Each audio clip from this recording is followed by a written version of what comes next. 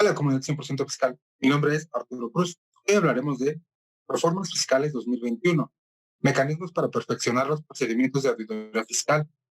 saldos a favor, responsabilidad solidaria, registro federal de contribuyentes y CFDIs. Comenzamos. Bien, vamos a hablar que en el artículo 22 del Código Fiscal se hizo la reforma a la devolución de saldos a favor, esto por el domicilio no localizado. En el artículo 22, que actualmente está reformado, se dice que se tendrá por no presentada la solicitud de devolución en aquellos casos en los que el contribuyente o bien el domicilio manifestado por este se encuentre como no localizado ante el Registro Federal de Contribuyentes. Cuando se tenga por no presentada la solicitud, la misma no se considera como cuestión de cobro que interrumpa la prescripción u obligación de devolver el saldo a favor. En el artículo 22D nos establece actualmente que las facultades de comprobación para verificar la procedencia de la devolución, que refiere el párrafo del artículo 22 de este código, se realizarán mediante el ejercicio de facultades establecidas en las fracciones 2 y 3 del artículo 42 del mismo código. La autoridad podrá ejercer facultades de comprobación a que se refiere el precepto por cada una de las devoluciones presentadas por el contribuyente, aun cuando se encuentre referida a las mismas aun cuando se encuentre referida a las mismas contribuciones, aprovechamientos, periodos o conforme a lo siguiente. La fracción 4 nos dice que si existen varias solicitudes del mismo contribuyente respecto de una contribución, la autoridad fiscal podrá ejercer facultades de comprobación una o la totalidad de las solicitudes que vaya presentando el contribuyente. Determinar el plazo para el ejercicio, al término del plazo para el ejercicio de facultades de comprobación iniciadas a los contribuyentes, la autoridad deberá emitir una resolución que corresponda y deberá notificarlo al contribuyente dentro de un plazo no mayor a 20 días hábiles siguientes. En caso de ser favorable, la autoridad efectuará la devolución correspondiente dentro de los 10 días siguientes a que se notifique la resolución respectiva. En caso de que la devolución que se efectúe fuera de plazo mencionado, se pagarán los intereses que calcularán conforme a lo dispuesto en el artículo 22A del presente código. Bien, pues con esta reforma ahora se pretende establecer que se tendrán por no presentadas las solicitudes de devolución en aquellos casos en los que los contribuyentes o bien el domicilio fiscal señalado por los mismos se encuentren como no localizados en el Registro Federal de Contribuyentes. También se adiciona que al tenerse por no presentada la solicitud, esta no podrá considerarse como una gestión de cobro que interrumpe el plazo o la prescripción de 5 años de la obligación que tiene la autoridad fiscal de hacer la devolución del saldo a favor. Se faculta a la autoridad para que, ante la presentación de varias solicitudes de devolución promovidas por un mismo contribuyente respecto a una misma contribución, la autoridad fiscal podrá ejercer facultades de comprobación en un solo procedimiento verificando todas o bien un procedimiento por cada una de las solicitudes presentadas. Se modifica el plazo que cuenta la autoridad para emitir y notificar la resolución que corresponda a la solicitud de devolución, pasando de 10 a 20 días, una vez concluido el plazo para el ejercicio de las facultades de comprobación iniciadas a los contribuyentes. En esta reforma, mediante disposición transitoria, se establece que los procedimientos de devolución que se encontraban en trámite antes del 31 de diciembre del año pasado, 2020, y respecto de los cuales ya se habían iniciado facultades de comprobación para verificar la procedencia de la devolución, la autoridad fiscal deberá emitir la resolución correspondiente de término de 10 días, el que estaba previsto en el Código Fiscal de la Federación. Bien,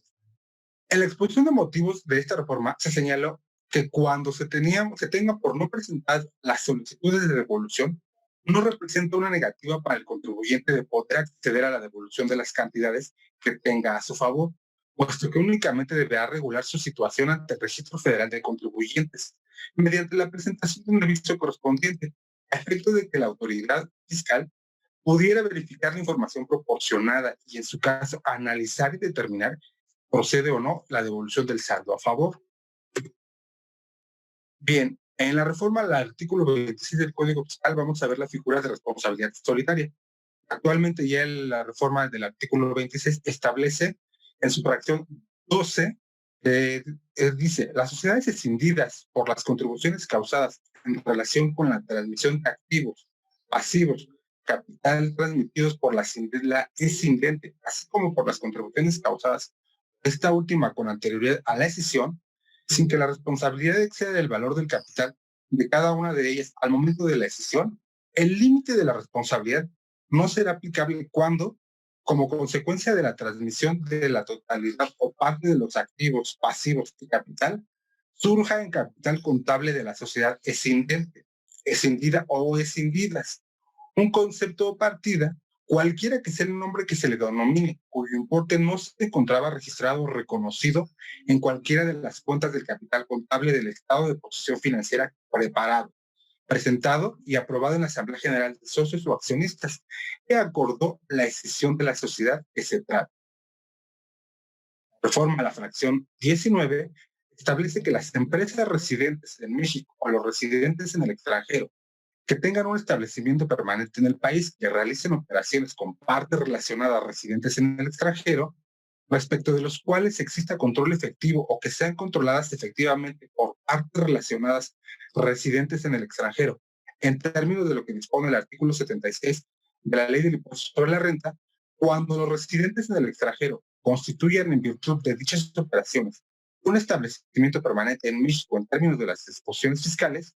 esta responsabilidad no excederá de las contribuciones que con relación a tales operaciones hubiera causado el residente en el extranjero como establecimiento permanente en el país. Para efectos de esta fracción, los supuestos para la determinación de control efectivo previstos en el artículo 176 de la Ley del Impuesto sobre la Renta también serán aplicables para las entidades en México controladas por un residente en el extranjero, sin perjuicio de la aplicación de las disposiciones contenidas en el capítulo primero, título cuarto de la referida ley. Pues bien, la reforma a la figura de responsabilidad solidaria para las sociedades escindidas será hasta por el valor del capital de cada una de ellas al momento de la escisión, por aquellas contribuciones que hubieran causado con motivo de la transmisión de activos, pasivos y capital por parte de la sociedad escindente, así como de las contribuciones causadas por la sociedad escindente con anterioridad a la escisión. El límite de la responsabilidad solidaria no será aplicable cuando, como consecuencia de dicha transmisión, surja en el capital contable de la escindente o escindida un concepto de partida cuyo importe, pues, como ya lo mencioné, no estaba reconocido o registrado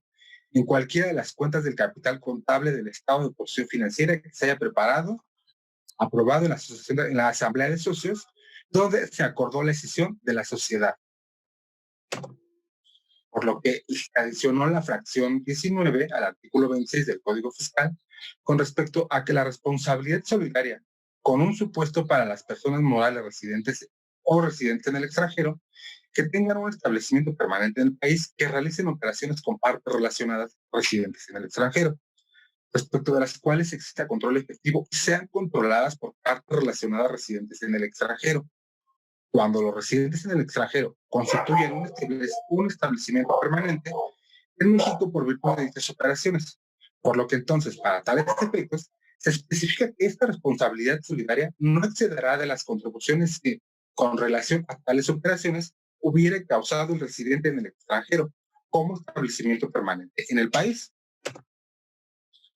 Conforme a lo que se señaló en la exposición de motivos, en la reforma al artículo 23 de este código, respecto a la responsabilidad solidaria, se atribuye a que la autoridad detectó casos donde a nivel de las subcuentas del capital contable se transmiten valores que no existían antes de la escisión de las sociedades, por lo cual decidieron reformar esta figura. Muchas gracias. Cualquier duda o aclaración, no dudes en escribirnos a nuestras redes sociales. Capacitando para el futuro.